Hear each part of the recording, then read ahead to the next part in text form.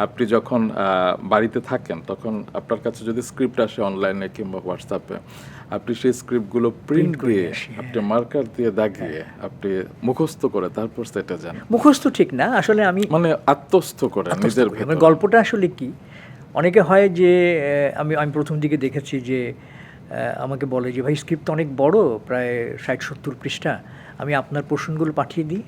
হ্যাঁ, আমি বলছি না, আমাকে পুরো স্ক্রিপ্টটাই পাঠাতে হবে, আর পুরো স্ক্রিপ্টটা পাঠালে আমি পুরো স্ক্রিপ্টটা পড়ব।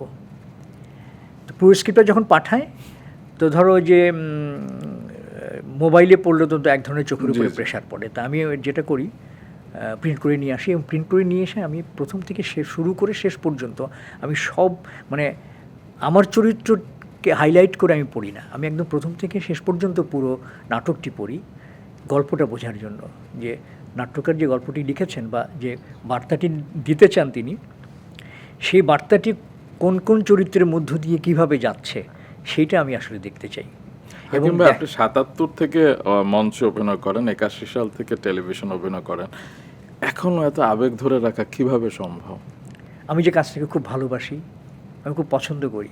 অনেকে আমাকে বলে যে এই যে আপনি প্রতিদিন শুটিং করেন, হ্যাঁ, আপনার কাছে খারাপ লাগে না, আপনার বোর লাগে না, আপনি বোরিং হয়ে যান না, একই কাজ আপনাকে প্রতিদিন করতে হয়? তো আমি বলি যে না, কেননা কারণ আমি এই কাজটাকে অনেক ভালোবাসি, আমি অনেক আবেগ দিয়ে কাজটাকে করি, এবং আমি প্রতিদিন যে কাজটা করি সেই কাজটার মধ্যে একটা ভিন্নতা খুঁজে নেওয়ার চেষ্টা করি। আমি প্রতিদিন একরকম কাজ করতে চাই না।